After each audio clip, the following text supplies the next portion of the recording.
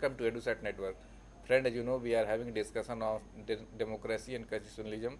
Today we have concluding lecture on democracy and its different perspective of like liberal Marxist view, what they talk about the democracy, and also we talk about the lacunae of democracy.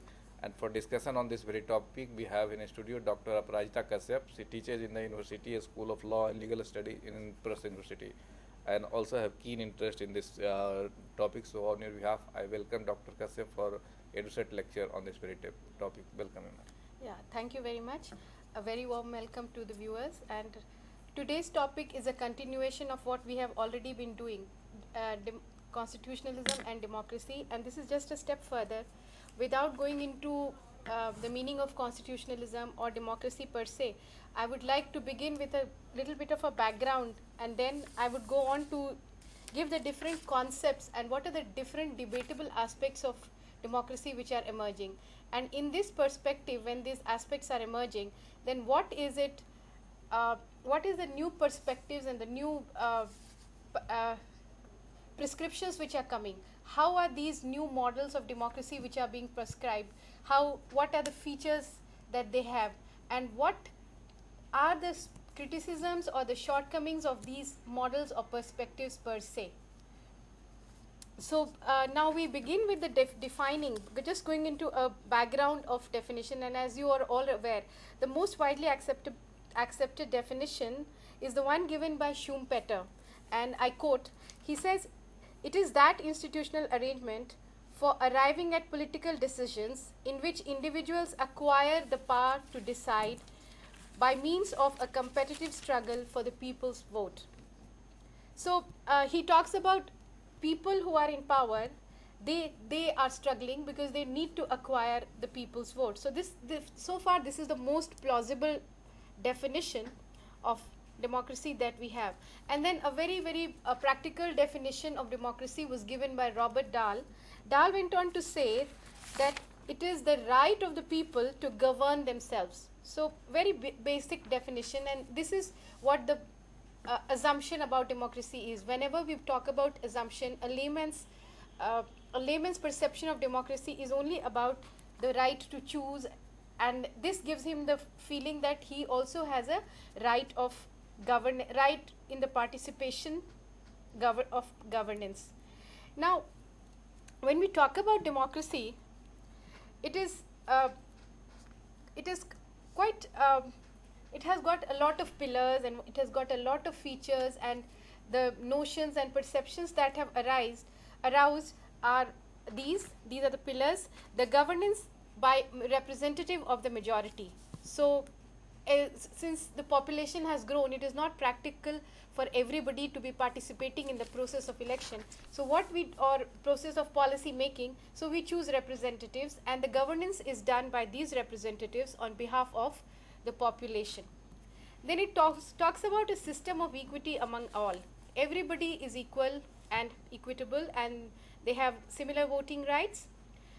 It is not directorship or dictatorship. That means it is based on consensus. People have elected their representatives, and these representatives are people. So they cannot dictate or direct the policies. There has to be a consensus. Then it includes a system of dialogue, consultation, and most importantly, it has to take into consideration the aspirations and the interests of the stakeholders. Stakeholders meaning the people who elect and the people who get elected. So you cannot ignore the people who have put you there. And the freedom for expression and movement, that is the other important pillar.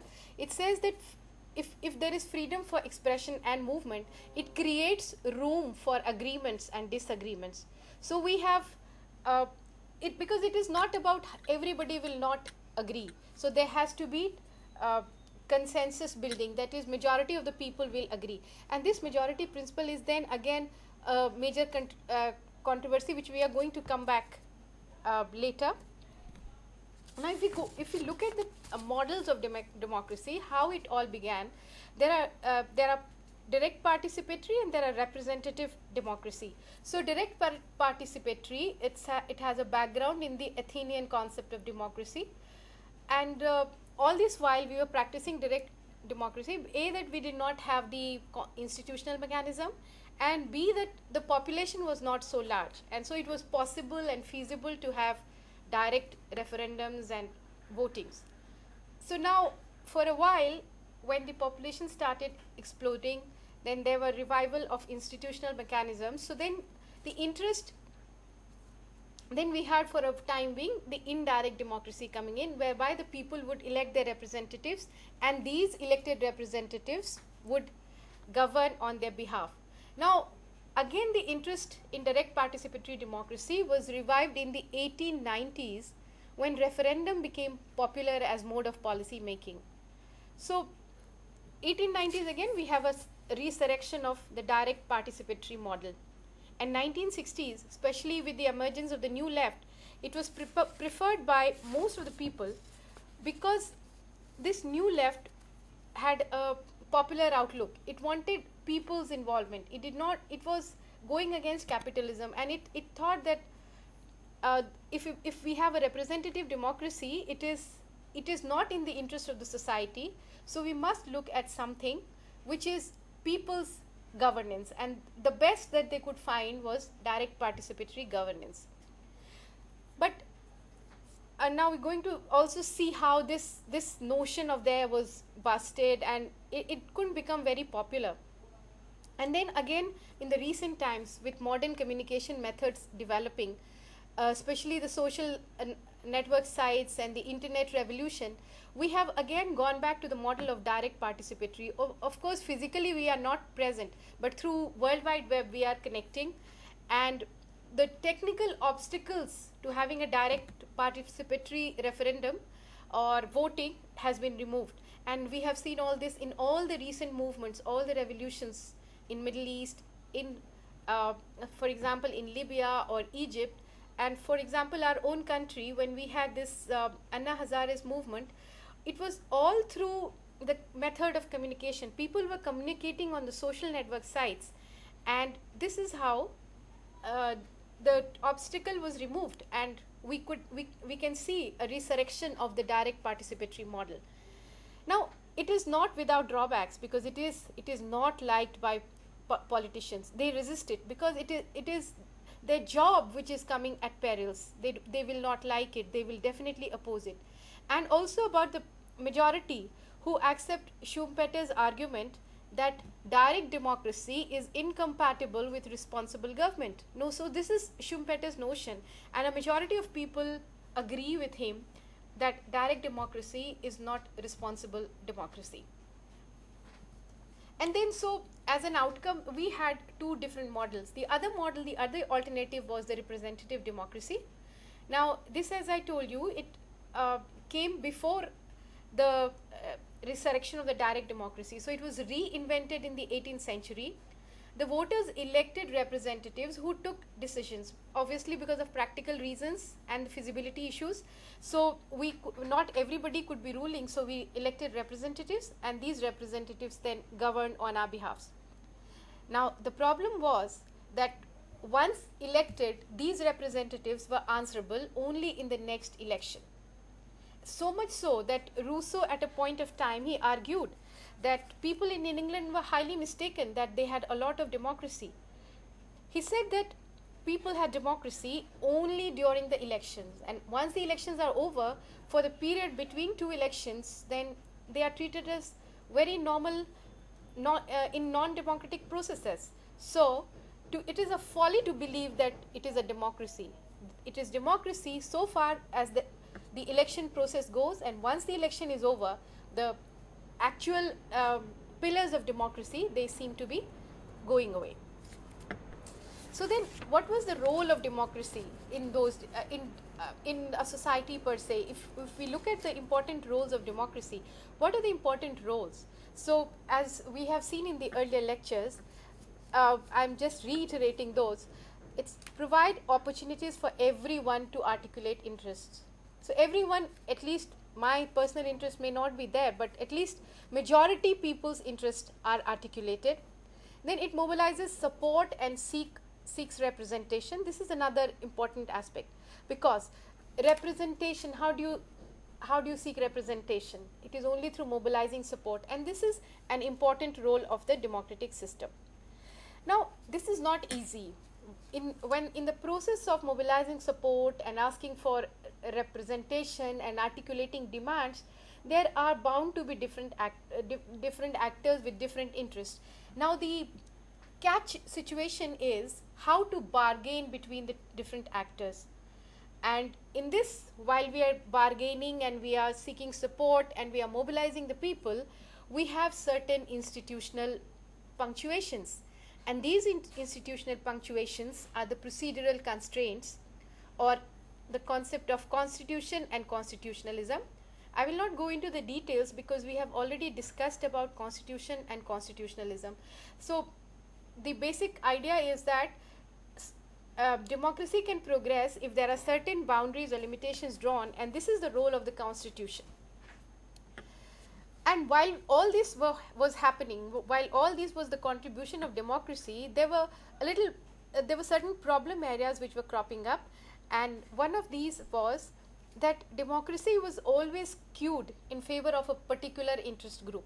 So there were allegations that it is the interest of the majority which is being favored. Now, Marx also he argued that if it is a capitalist society, the capitalists are a minority group, but by owning the means of production, they are the ruling group, and therefore it is also dominance by a minority. So the interest group there in a Marxist society is the capitalist class.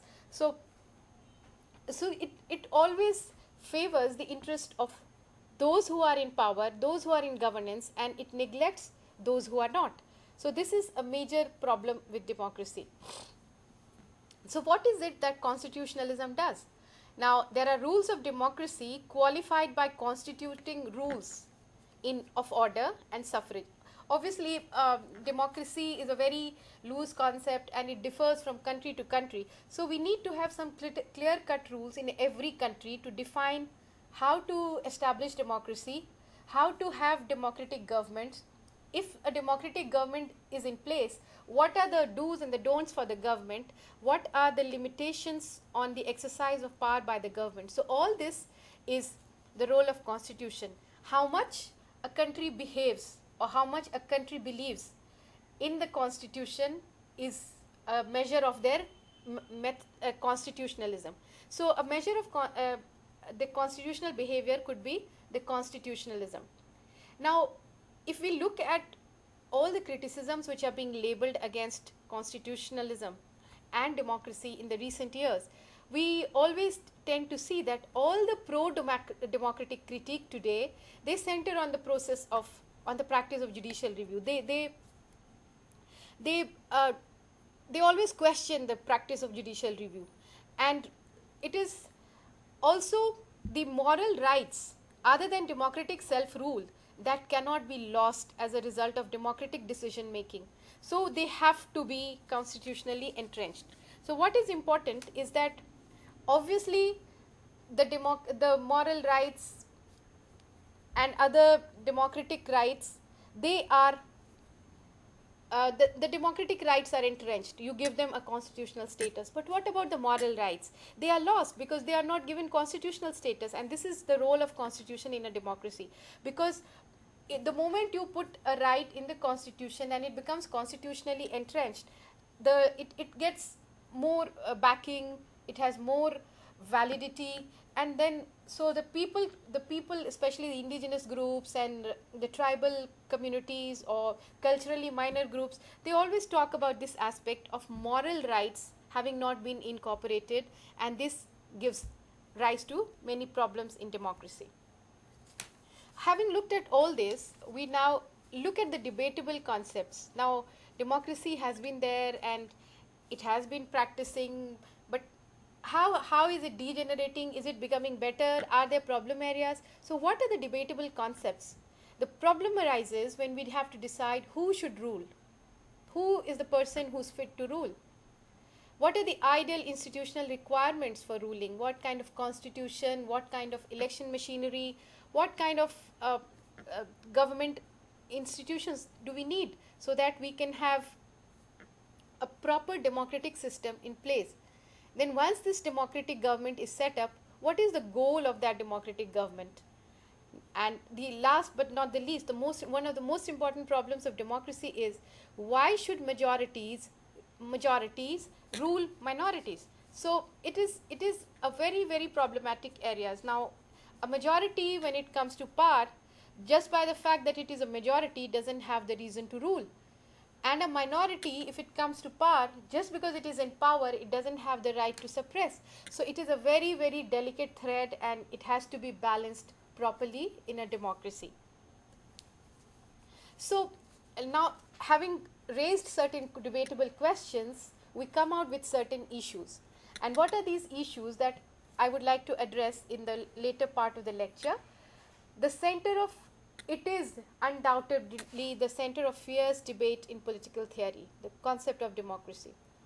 Then there are various criticisms leveled against the concept. The concept per se is being questioned.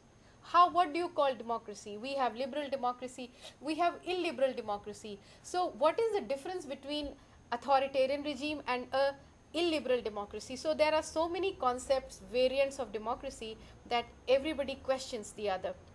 Then what are the perspectives? What are the ways you look at democracy? And then we have certain debates which have gone on. Debates on which is the best model, what are the alternative models that have been produced, and how in all this process then we come out with a consensus of what is good democracy, what is bad democracy, whether democracy is good to be practiced, whether we should do away with it. So all these debates are taken up in the end. Now, looking at the perspectives, I have highlighted, this is the framework of my lecture. The perspectives on democracy would be looked up with these pillars. First is the liberal aspect, then I will be taking up the neoclassical liberal aspect, socialist perspective, feminist perspective, deliberative, multiculturalist, and the youth's perspective on democracy. So one by one we would be moving from one perspective to another, and it is only befitting to start the perspective on democracy with liberalism, because this is one of the reasons why democracy is in place. So if we talk about liberal democracy, we have certain issues or certain concepts which are deeply entrenched there. The franchise, that is the right to vote, competitive elections, that is there has to be options available to us, and then the elections have to be periodical. So it is competitive, and there are options in terms of representative political leaders, in terms of political parties, and the election has to be free and fair and periodical. And then at the end of this entire process, we have chosen a representative which is now going to govern. Now, this government is formed on the basis of majority principle. Obviously, everybody will not agree. So anybody who gets majority gets a chance to govern. Now, the advantage of a liberal democracy is that because we have chosen those people and they are our representatives, so those in power become accountable to us. And the other important aspect about liberal democracy is that there are periodic elections. So the fear that if we do not perform, we may be voted out, this keeps the government on toes. So this concept of periodic elections, that if we do not perform, we may lose out in the next election, it makes them function properly. But then it has its own disadvantages, because once elected, then at least they have, if it is not an exceptional circumstance, at least they have a certain period of time in which they can be happy and comfortable in their governance, because the election is a little far away. Now, there are certain thinkers in the liberal perspective like Locke, Montesquieu, James Mill. They were against the principle of universal franchise. They didn't want everybody to have right to vote, because they thought, their feeling was everybody is not fit to govern, and they don't have enough education in democracy. So the participation in terms of choosing the government has to be limited. Now, when we go to another liberalist thinker, the stalwart, that is John Stuart Mill, and his perspective on liberal democracy has to be equally considered, because when Mill is looking at democracy, he talks about democracy as a socio-economic equality, and this is a necessary element of democracy. Now, but at the same time, continuing with Montesquieu and Locke and James Mill, his father, he is also skeptical about every citizen's right to govern. So, as a result of all this, that limited franchise, we saw in democracies of that time that the right to vote was limited. Sometimes the restrictions there were different aspects of restriction. Sometimes it was census voting, that the wealth criteria, if you had a certain amount of wealth, you paid a certain amount of tax, you were entitled to vote. At other times, we had the capacity voting, that is, if you have a certain education level, then only can you vote. And then still in other countries like Latin America, South Africa, we had racial voting. That is, only people of a particular race would vote, the others were left out of the voting procedure. For example, we saw in South Africa the election to remove apartheid was the first multiracial election. So, John Stuart Mill was always very skeptical. He did not believe in universal adult franchise. And he said that because governance as a task, it required expertise. So now, if to elect an expert, people needed to have certain level of qualification. But then he also went on to say that if we allow maximum participation at the lower level, this would educate people in governance. So he was not against people's participation, but for election at higher level, he wanted a certain level of criteria to be involved. Now, going from the liberal perspective, there were certain shortcomings. Then there were countries who would not agree. So then we had emergence of different model of democracy or different view on democracy, and this was called the neoclassical liberal perspective. Now, the advantage of this democracy, this neoclassical liberal perspective, was that it did not come up in a vacuum. It came up in an environment that was already democratic. So it has an advantage because it was only trying to improve upon what is already there, and then it had a background. It could look into the shortcomings and improve upon the shortcomings, and then give a theory which could take into account all the shortcomings, all the advantages, all the environmental situations and all. So this neoclassical perspective, it was egalitarianist and because it was against class distinction. So it said that there should be equality, and all the distinction based on class had, to some extent, this distinction had to be retained, and majoritarianism was also set aside. So in short, the neoclassical perspective, they were trying to put aside a bit of egalitarianism and majoritarianism, and they substituted the limited voting rights for equal representation. This was their most important contribution. Now, democratic socialism, it arose from the assumption that every human is equal, and the neoclassical liberal perspective was it was trying to have a bridge between classical, that is a liberal perspective, and the socialist perspective. So it was kind of a bridge, but as I told you earlier, the advantage was that it was created in an environment which is already democratic. So it is easy for them to give prescriptions. Then as a transition, then we move on to the socialist view.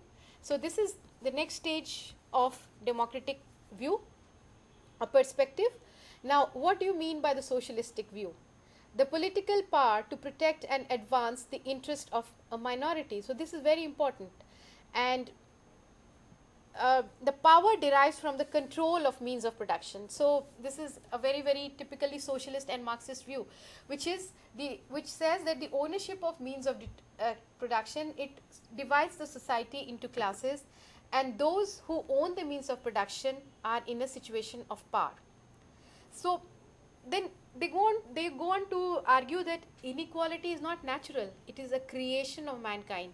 It is a product of social and economic arrangement, and especially of the capitalist market economy, because they want to have a division in the society.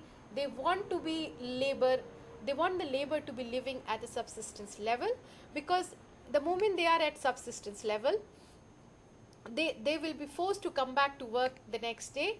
So they were given the minimum wages and subsistence wages, and all this was a ploy of the capitalists to keep the inequalities wide and to help to keep the laborers coming back to them, because their contention was, at least we are giving them employment. And but the problem with the socialistic view, it prevents people from political involvement, because it is more about economy, it is more about distribution of the surplus value, it is more about the ownership of means of production. So the obsession of the people moves from political aspects to economic aspirations. So it kind of prevents people from political involvement. Now, if we look at some of the thinkers, how they look at the socialistic and what is their view on the socialist perspective, we look at Marx and Engels. They plead relative autonomy of the state from dominant class. For them, socialism or democracy is when the dominant class, which is the workers' class or the proletariat class, is relieved from the clutches of the capitalist class. And because according to him, the state was an executive committee of the capitalist society, so he thought that when the moment the dominant working class, it comes out of the clutches of the state, it is democracy. Then Marx was very much against Tocqueville's view that democracy led to tyranny of masses. And if it does not tackle inequalities of power, it is sham. So if it is true democracy according to Marx, it has to tackle the differences in power standard or power structure. All the inequalities in the society must go, and if they do not go, it is just a farce, it is just not democracy. And they were very critical of the democratic rights and the cornerstone of liberal democracy. They said that the way these democratic rights have been granted by the liberal society are not right. They were just criticizing that. Then in all this, while they were having their own model, and they were criticizing the liberal perspective, then the liberal perspective. So what is the solution that they dished out? The socialistic solution. They said they must endorse participatory democracy, which meaning thereby participation of the working class. And communists went on to say that a single party must assume the leadership. So now if we are talking about a single party assuming leadership or a one party democracy, we are moving towards authoritarianism, or we are moving towards a kind of dictatorship. But for communists, it was right. They believed in a one party system. Then reconcile the socialist aims and liberal democratic institutions. All right. So this is a very, very valid argument that they give. They say that the socialistic aims are the best, and the institutions of liberal democratic countries are the best. So the best solution or the best panacea for this ill would be to have socialistic aims with liberal democratic institutions. So in a way, they were also endorsing the democratic institutions of the liberal societies. Now, as always, they said that the surplus value, the own means of production, should be owned by the society, and the surplus value or the profit must be distributed within the society.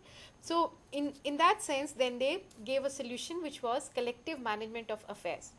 So economic democracy was for them very important, and in that the management of the governance would be done by a collective group of workers. There would be no division between the owner and the wage laborer. So this is for them democracy, this is for them economic democracy. Now, this kind of a process, which needed a breakaway from the liberal capitalist society to a socialist notion where there would be a U-turn in the entire economic structure, this would have to be a gradual process, and then it could, if it was a gradual process, then it could correct injustices of capitalism. But if not every Marxist or not every socialist are agreed with this gradual process, because there were certain socialists who were evolutionary, who believed, like the Fabian socialists, they believed that the transition could be slow and gradual or evolutionary, that is, we had to respect the constitution. But there were others within the fold who would say that we must take recourse to revolutionary methods, because a system which is deeply entrenched for a very long time, a system which is highly based on economic criteria, will not let go of its powers very easily. So to overthrow that power, we needed to have force, and that was the revolutionary method that Marx had also prescribed. So now when we talk about the socialistic view, that means we are looking to an egalitarian democracy, and there would be no ruling class or the ruler class, everybody would be made fit to rule. Now in that perspective, if we advance our perspective of egalitarianism, we cannot leave the feminist view aside. The feminist perspective, we have done feminism earlier. The feminist perspective is very important because they are the groups who are also seeking equal rights, because even in the advanced European and the liberal European societies, there had been discriminations against women, and I would be talking about that.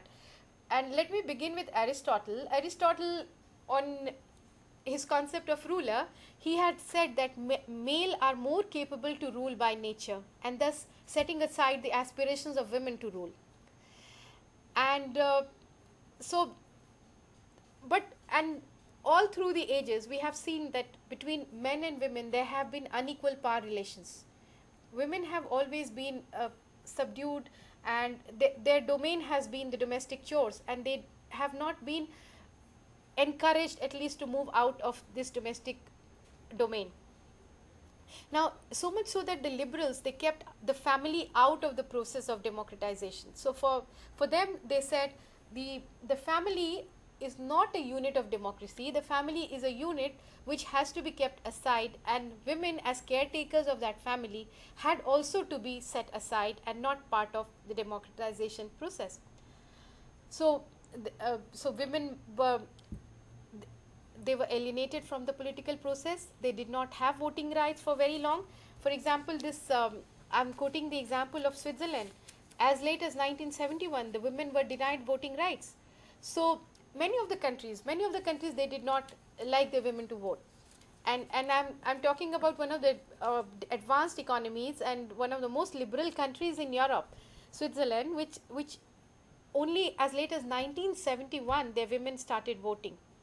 Sometimes in other countries, the women were also excluded from citizenship by many of the political thinkers. Many of the political thinkers would categorize citizenship, and in their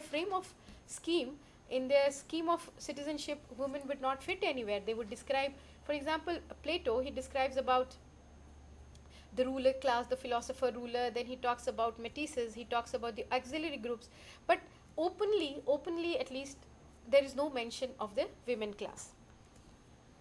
So the feminists revolted to this. They did not want this. Their perspective was that, look, if it is a democracy, if it is talking about equal rights, then women also qualify for attaining these rights. Now, if we look at our own situation in India, they are grossly underrepresented in decision making, and that is why we have certain revolts asking for more representation of women in the Lok Sabha. For example, in India, women in Lok Sabha have always been less than 12%. So their representation has never gone beyond 12%. Now, the most important thing is that the entire societal makeup, entire democratic setup has been in a way that it understands the difference between man and women as a disadvantage. So this is the feminist perspective, that doing away with this understanding, this notion that the difference between man and woman is a disadvantage has to be done away with. And this has led to gender bias in democratic theory. And the feminist perspective is to contend this gender bias which has erupted in the democratic system. Now, to ensure equality, it must recognize and accommodate the differences.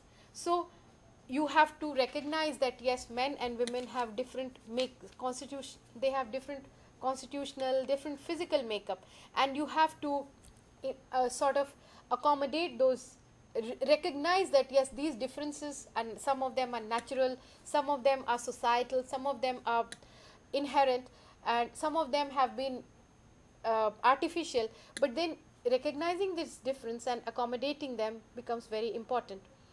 So for them, for the women's, for the feminist perspective, the process of democratization for them is the process of empowerment. So once you empower the women, they feel that they are part of the democratic process. So what they want is, their demand is an active and participatory practice of democracy, active and participatory, and there would be no discrimination based on the gender. So now, having given the feminist perspective, we come to different other minor perspectives which were also being raised in different parts of the world. For example, if we look at another perspective which is called the deliberative view. Now this deliberative view was given by David Miller and Joshua Cohen. It literally means that people's preferences are formed during the political process and not prior to it. So they say that once we have an impending election, we will take up issues, then we will articulate demands, we will have public opinion gathering. So all these preferences are only done during the political process and not prior to it. And democracy for them, for the deliberative school, is arriving at an agreed upon judgment or consensus. So once they have formed preferences, now the elections would be contested on the basis of these preferences, and democracy, when the government comes, it is on the basis of the agreed upon judgment or consensus, because they give lot of value to deliberation and debate and discussion. So because these judgments or these consensus that have come out are the outcomes of detailed discussions, deliberations and debates. And they also encourage open participation and unlimited dialogue. Open participation meaning that nobody should be kept out. As far as possible, we should have extensive and wide network of dialogues and public opinion gathering, and unlimited dialogue. That is, the time frame should also be sufficient to have opinion building. Now, what is the outcome of the deliberative view? The outcome of the deliberative view is that the people have become aware and they have started forming their own opinion about the different perspectives. They are trying to use the information which is available for creation of demands or consensus. Now, the second aspect, the second outcome of deliberative view is there are varied preferences and interests that are transformed into a common agreement. So, to have everybody agree, for example, Bentham also, when he was talking about the utilitarian perspective, he was talking about greatest good of the greatest number. He was well aware that everybody cannot be satisfied, and we cannot do good of everyone. So the issue is that if most of us have agreed, then that is good enough. So the varied preferences and interests are transformed into a common agreement. Common agreement thereby meaning an agreement which is agreeable to a lot of people. And then we have a participatory model where the keystone is dialogue. As I told you, it is dialogue, it is deliberation, it is discussion and debate. And so consensus building is because of these important processes. And the height of building up of consensus for them is an idle speech situation. But every system has its own drawbacks, and so also the deliberative view has its own setback. The drawback of this system is that consensus of view is difficult in a diverse and complex society. Now, all the societies, all modern day societies are not homogeneous societies. They are heterogeneous societies. There are different cultural groups, there are different ethnic identities, there are different racial identities, and having a consensus in all this is not possible. So the deliberative view also is good enough, but it has its own drawback. So now, from the feminist perspective, then we had a deliberative perspective. It would have been important if we look at the multiculturalist perspective also in the democratic setup. Now, it is very much similar to the feminist argument that there are differences between cultures, and highlighting those differences would create dissensions in the society. So the best way is to accommodate the differences, and this is a prescription given by federalists also all over the world, accommodating diversities. So this is the best model that you could have if you have a heterogeneous society. Now, in culturally plural society, laws and practices, they obviously reflect the cultural bias of the majority. And this is the contention of the multiculturalists. They don't want this. To treat all differences as disadvantages is to use the dominant group's culture as a norm. So the norm is set, and the norm is the culture of the dominant group. And not recognizing the differences is to ignore diversity. There are diversities, and you just cannot turn your head and say that, no, this is we have created a completely homogeneous society. No, there are differences, and you have to recognize those differences. And if these differences are recognized, then you are creating a good democracy. And the solution then should be based on accommodating the diversity. Now, those not conforming to the dominant culture, this is the practice, and this is the accusation of the multiculturalists, that those not conforming to the dominant culture have to lose their identity, or they have to get assimilated in the process. So this is, they don't like this. Why should a group lose its identity? Why should a group be assimilated? Why can't it be accommodated? So now the solution that they give out, after having seen all the problems that emerge from the cultural perspective, they give out certain solutions, and the underlying recognition or underlying point or argument of all the solutions that they say is recognizing and representing diversity within a society or a democratic country. Now, Iris Marion Young goes on to say that there are certain pillars of recognizing and representing diversity, and the first one is there should be procedure to ensure additional representation for the oppressed groups. Then there should be certain affirmative action and funding for organizing the groups. So while they are trying to organize their activities for seeking greater representation or seeking their recognition, all these activities, while they are mobilizing, there should be special funding by maybe the government, and there should be affirmative action in terms of constitutional provisions, and there should be certain rules, enabling acts to help them get assimilated.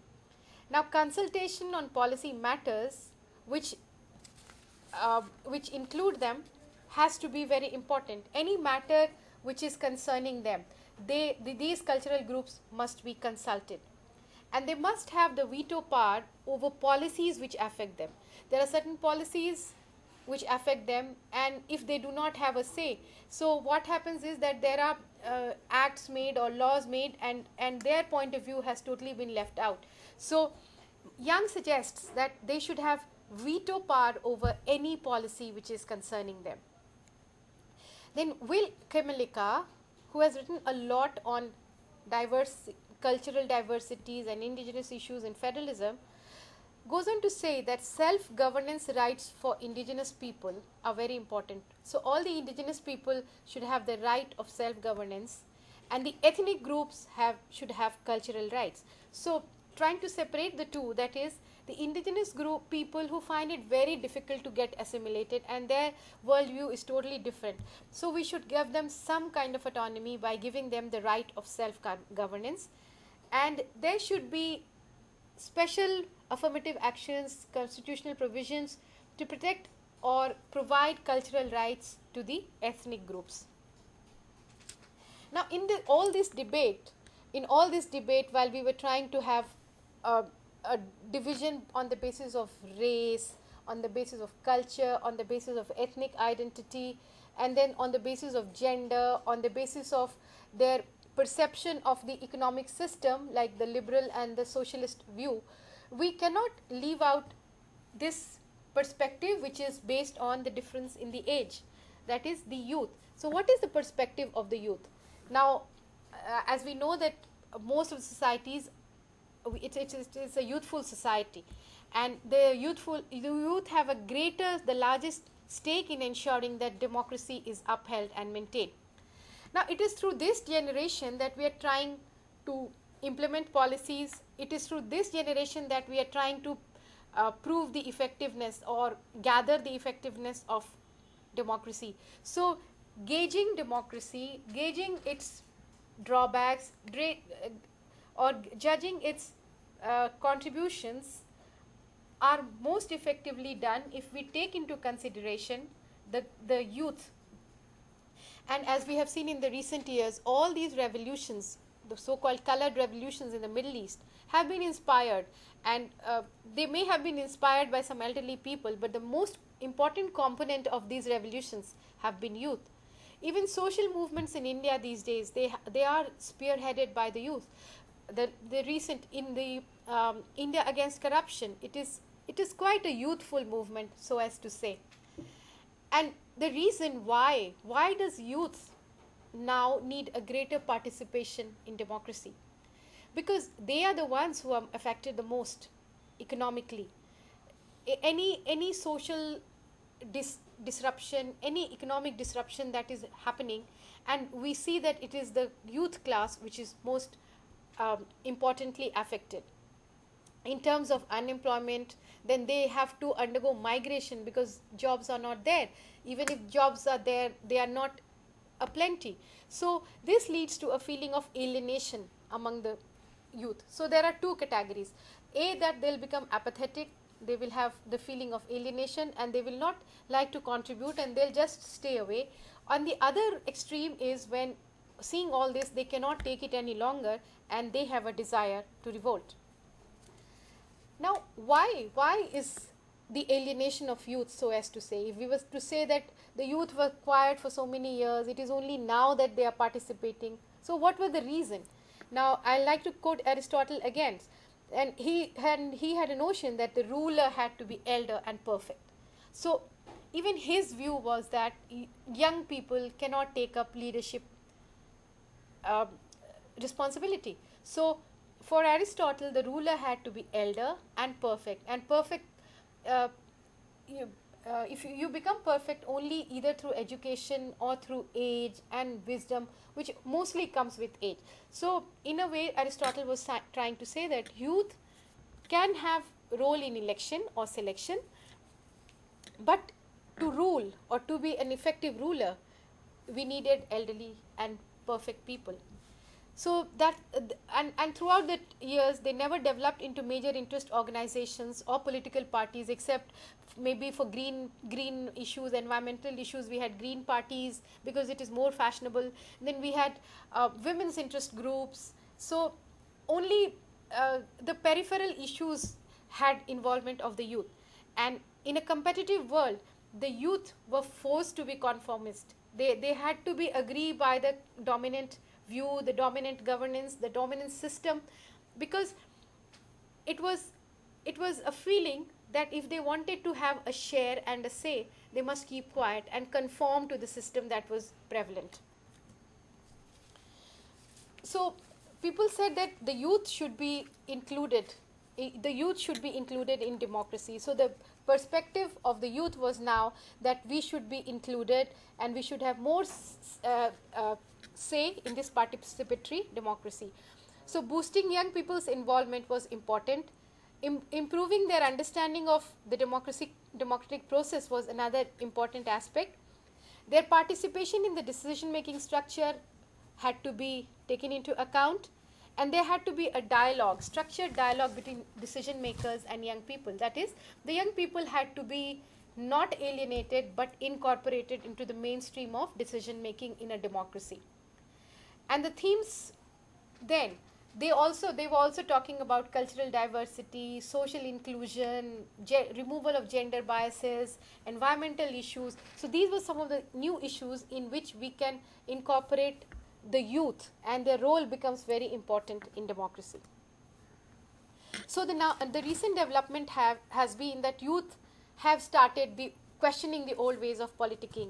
They want a much more inclusive and participatory democratic system. They are also wanting that before decisions are made, there should be frequent and real hearings and consultations with this group. And for example, I would like to quote the example of Germany. In a recent election, the Youth Party got 10% of the vote and their first seats in the Berlin State Assembly. And they have now become a new force in the German political landscape. So they are a force to reckon.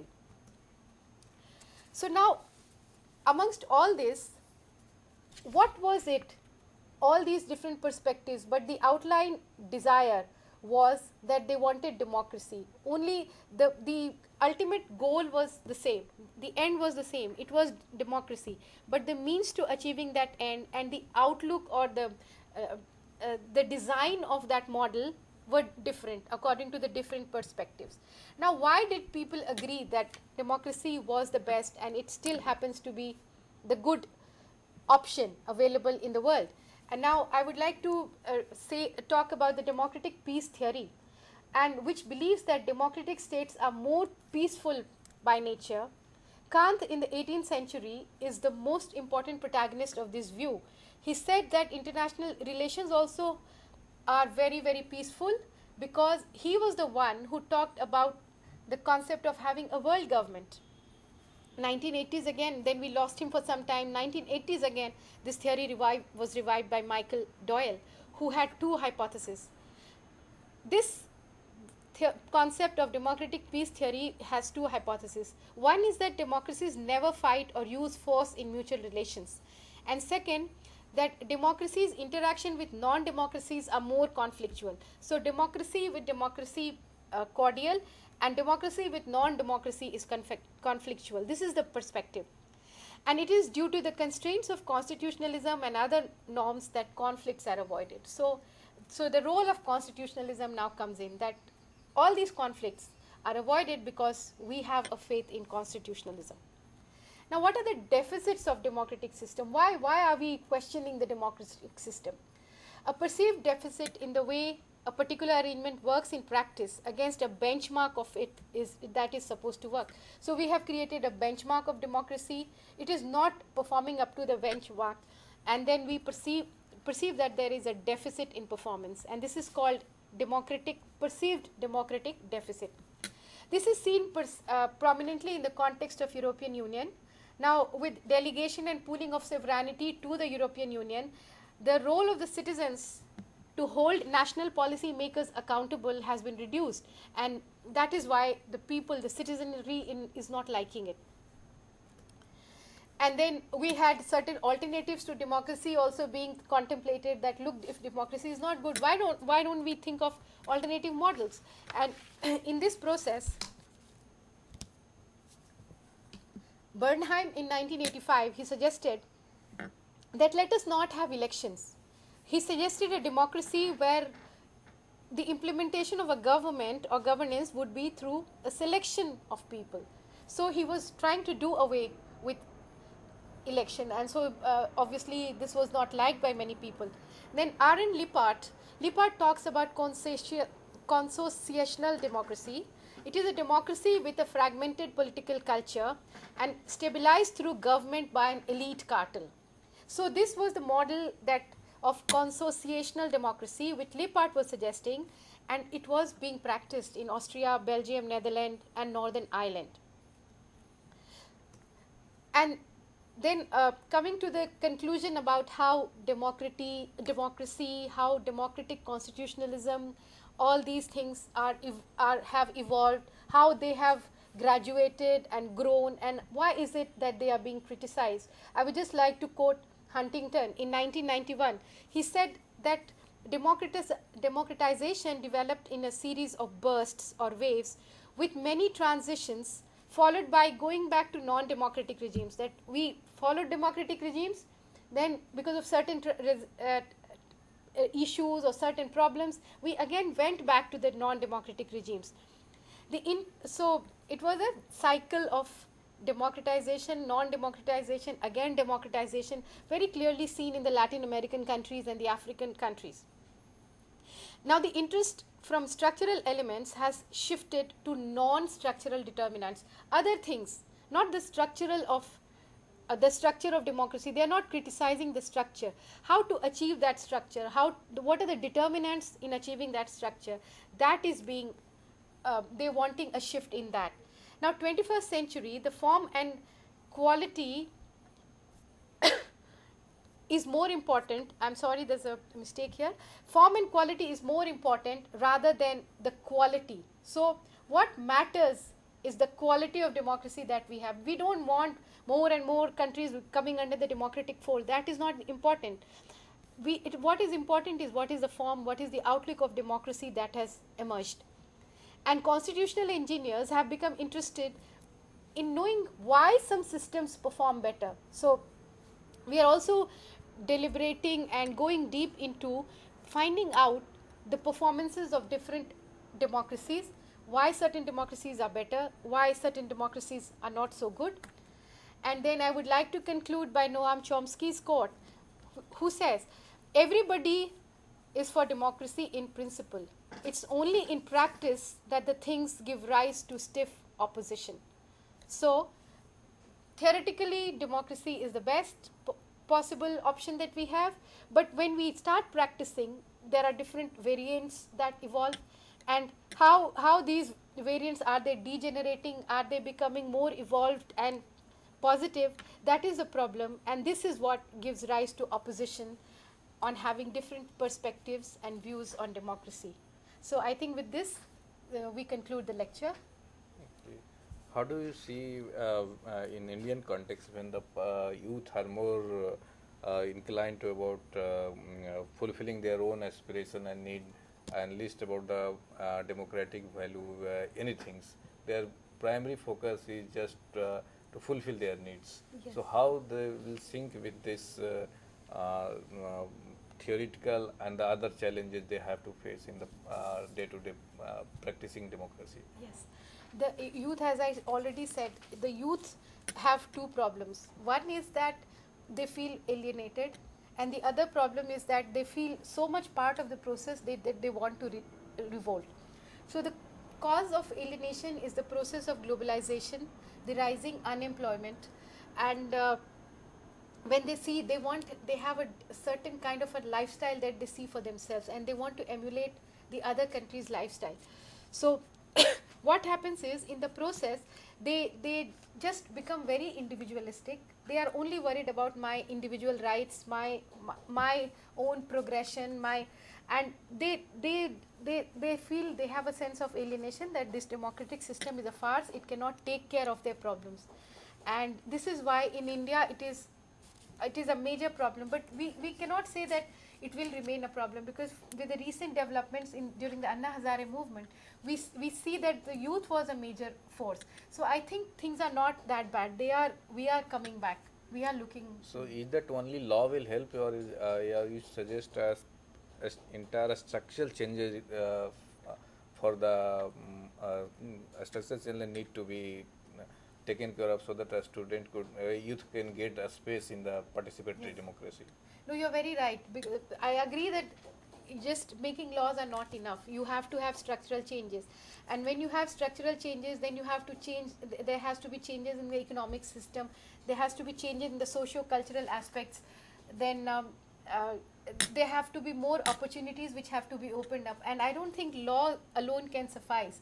There has to be structural changes. There has to be motivational courses, so that they feel proud of their system, of their country, and I think this is the way to bring them into the mainstream. Okay. So, well, friends, we would like to conclude the lecture as Dr. Aparajita Kashyap said the Noam Chomsky words. Everybody like for the democratic in principle, but nobody is satisfied with its practicability and that is being practiced in a race. So we would like to conclude here, and I thank all of you for watching the lecture. And on your behalf, I thank Dr. Aparajita Kashyap for giving such an insightful lecture. Thank you very much. Thank you all.